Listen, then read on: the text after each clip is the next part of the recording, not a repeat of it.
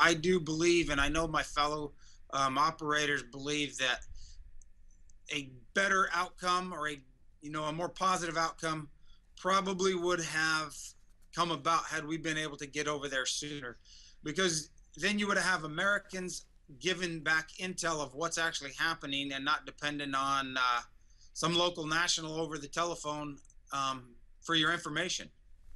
You have trained operators being able to give you the information that of what's actually happening on the ground. Asked and answered.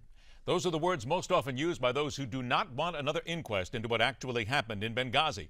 The phrase, "what difference does it make?" also resonates with those seeking the truth. But is there any real new truth to find?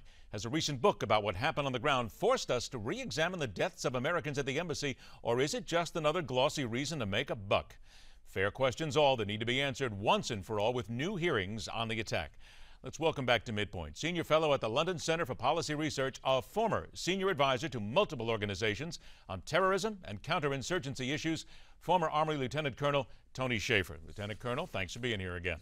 Ed, thanks for having me. Good to be on. Here's the basic question again, and what Democrats are throwing out. They say asked and answered. They say there is absolutely nothing left to find on Benghazi. You have been close to this for so long. So then, as far as the American people are concerned, answer that. What still desperately needs to be understood?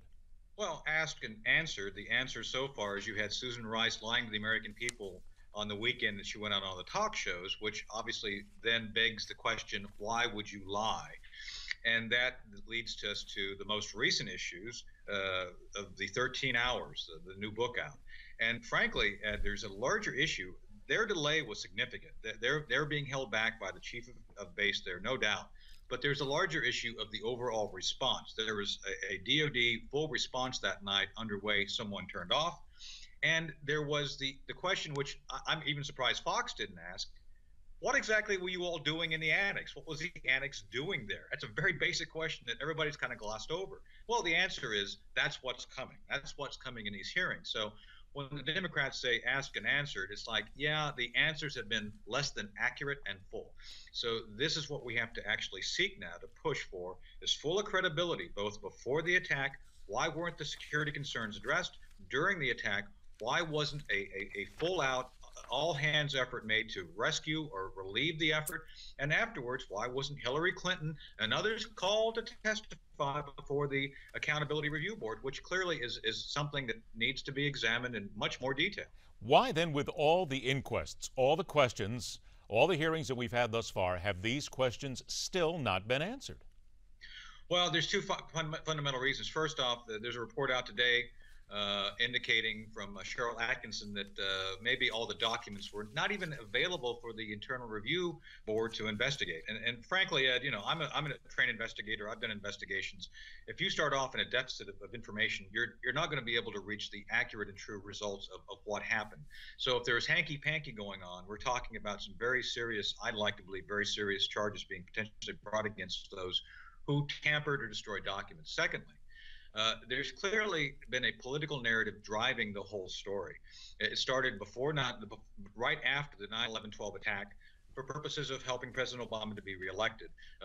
The mantra then was Al-Qaeda's on the run, we're defeating them. And as we now know from the whole raft of groups springing forth, they were anything but on the run. They were changing.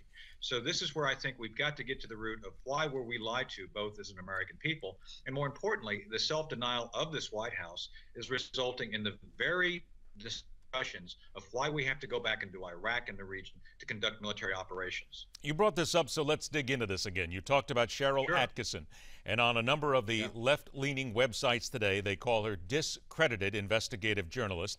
They claim that her claims have been denied by the State Department and are based solely on speculations from a disgruntled employee after he was disciplined for his lack of leadership and engagement by the ARB. That's the Accountability Review Board. What would be your response to that?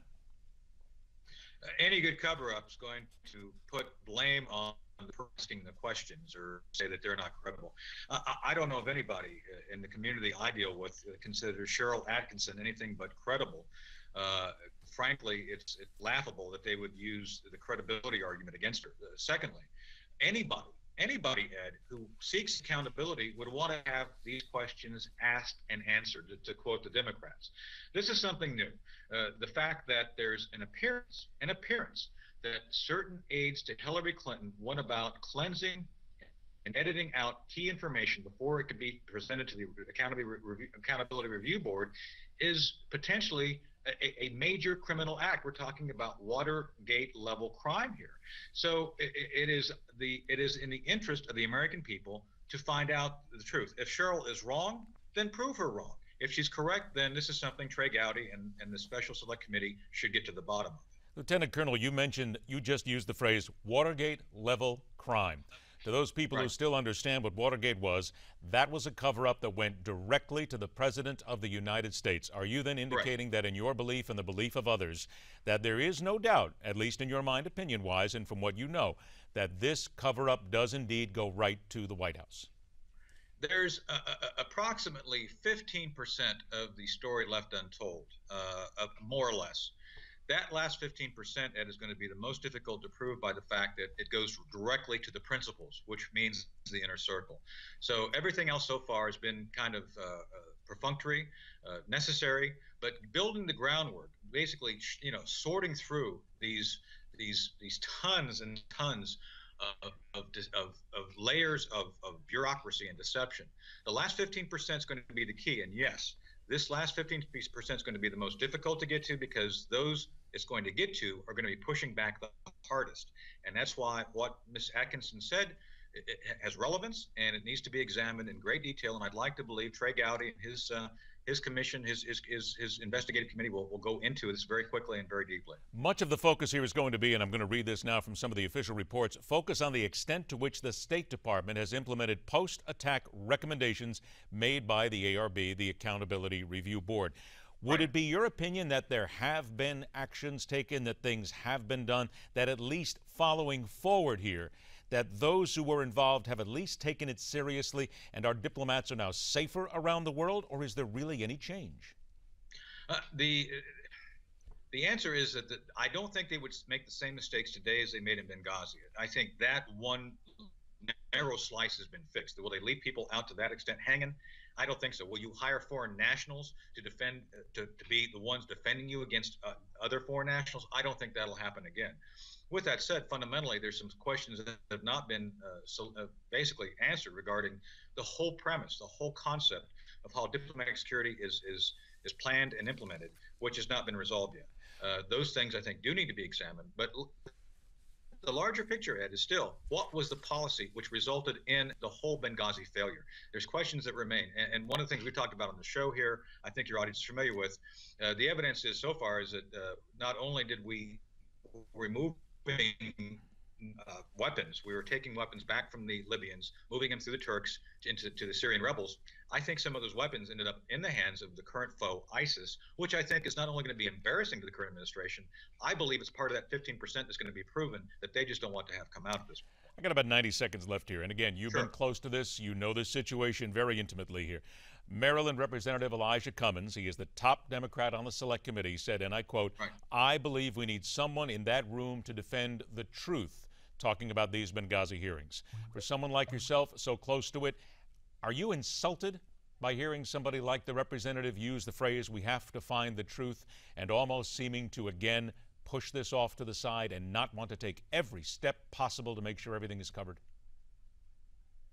Your audience may remember I was a whistleblower against the Bush White House over what I believe to be the truth. The truth has no home. The truth has to be something everybody works constantly to defend. And I am truly insulted when a politico like Representative Cummings essentially tries to grasp that for his side of the argument. The truth is self-apparent. The truth is the truth. And that's what we all want to get to here. This is not a partisan issue, and I'm deeply troubled that the Democrats, led by Mr. Cummings, continues to push this fiction that everything's out there and we're done with this. It simply is not done yet. Need to stop hiding, Tony? They need to just stop hiding? They need to tell the truth, to quote Mr. Cummings, and I think that's the issue we have before us right now. Other folks want to come forward. I think they will. I think the rest of the story, the rest of the 15% is going to be pretty dramatic when it comes out over the next 6 months. Lieutenant Colonel Tony Shaffer, always a pleasure to have you on the show. I'm sure we're going to talk a lot more about this as well. Thank you, sir. Sure. All right, later on this Thanks, hour, Ed. as America ramps up to fight another band of killers, the money to make it all work is drying up. So how are we supposed to fight with a declining military budget? And after the break, what's the big deal about disciplining your kids? Hey, plenty if it's an NFL player and the law is involved. And it comes down to, again, what is legal, what is not, and what is proper. That's coming up right here on MidPoint, where every day we question everything.